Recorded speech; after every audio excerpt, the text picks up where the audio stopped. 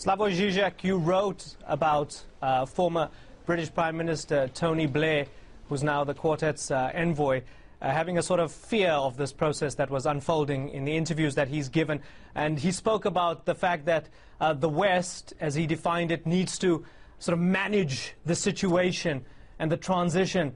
He seemed to have a real serious fear of, as to what was happening. What do you make of that? Was he implying that the Egyptians or the Arabs are not worthy of democracy? Well, of course, he wouldn't say this openly, publicly. But I think his message, if one can read between the lines, was quite unambiguous. You know that wonderful French proverb, plus que ça change, plus ça reste le même. The more it changes, the more it stays the same. So it's obviously that what Western powers, insofar as they were represented by Tony Blair, what they want was some changes which would basically enable the global situation to remain the same.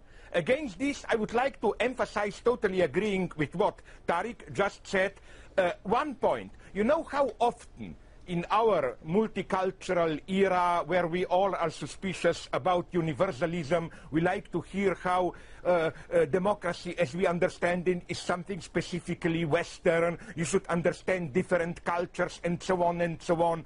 But what affected me tremendously when I was not only looking at the general picture of Cairo, but listening to interviews with participants, protesters there, is how cheap, irrelevant all this multicultural talk becomes.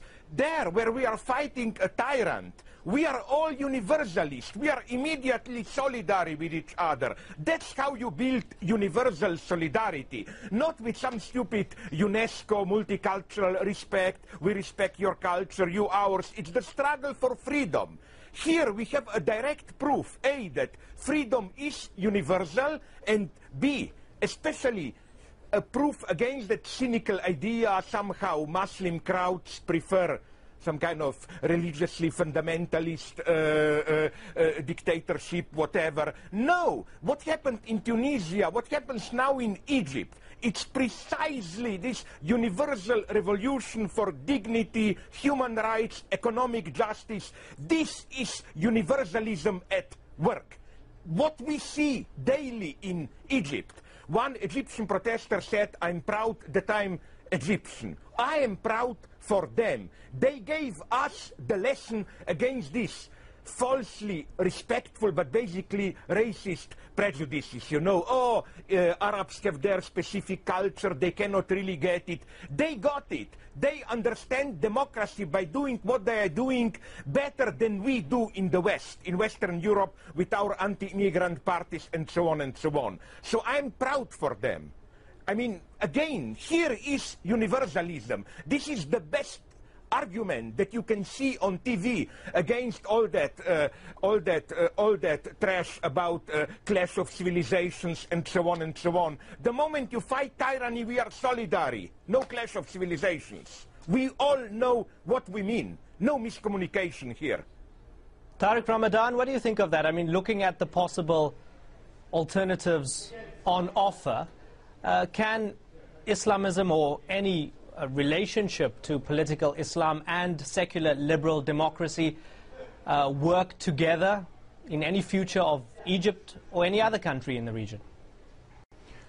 Look, what Zizek is just saying now, it's so important that when we speak from where we are, you know, in the West or in the Western countries, we look at the situation in the Arab world, and for years the regimes there were supported by the West, saying if it's not them, it's going to be worse than them, with radical Islamists, and this is the way it was built. So the dictators were saying this, and the West were supporting these views, and then supporting the Tunisian people after they started their mass protest and their revolution. So we are supporting democratic values and principles and models when it suits us. Not in the West, I mean, not abiding by our own values. So I think that this is exactly it. If we are serious about the universality of our democratic values and freedom and equality, we have to be clear that this is the time to support the people in Egypt, not to be silent, to say, okay,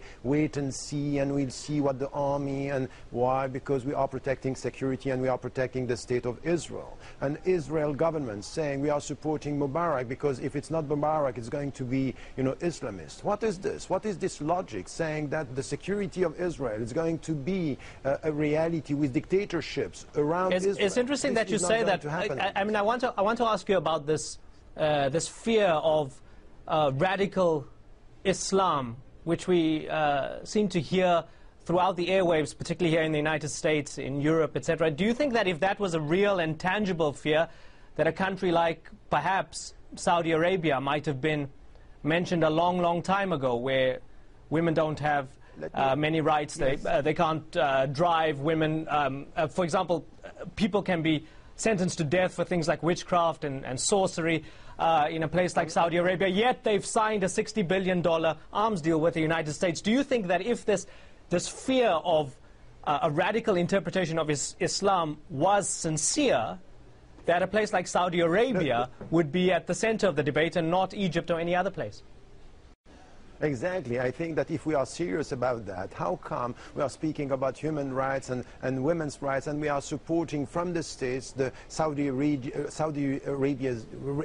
regime without saying anything about what is happening within the country? I think that this is pure hypocrisy. Now, what is going on in Egypt, it's a mass, demonstration. These are mass demonstrations. It's not led by the Muslim Brotherhood, as it is said, and this, spreading around fear about radical Islamism is completely an ideological projection to protect, their geostrategic interest, and it's following this propaganda coming from Israel saying we have to support Mubarak. Now, what is going on with the Muslim Brotherhood? First, they are not the leading force there. The second is within the Muslim Brotherhood, you have trends, you have people who are very close to the Saudi in what comes to the literalist understanding of Islam, but you have also people very close to the Turkish, interpretation of what it means to be faithful to Islam, with the AKP party and the running party now in Turkey. And these people, for the last 60 years, they were not radicals. They were law-abiding, non-violent, anti-colonialists,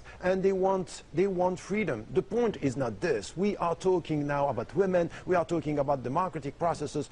It's not the true reason. The true reason is that if you follow democracy in Egypt, if you follow the trends, even the Islamists, the true question is about equal rights, autonomy, having access to their economic wealth, and not being under the pressure of the United States of America, and also asking the State of Israel to abide by the principles of the Palestinian dignity, and not to have this peace process only with dictators forgetting the Palestinians on the ground. Okay, Mr. Ramadan, I'm going to come back to you with regards to the Muslim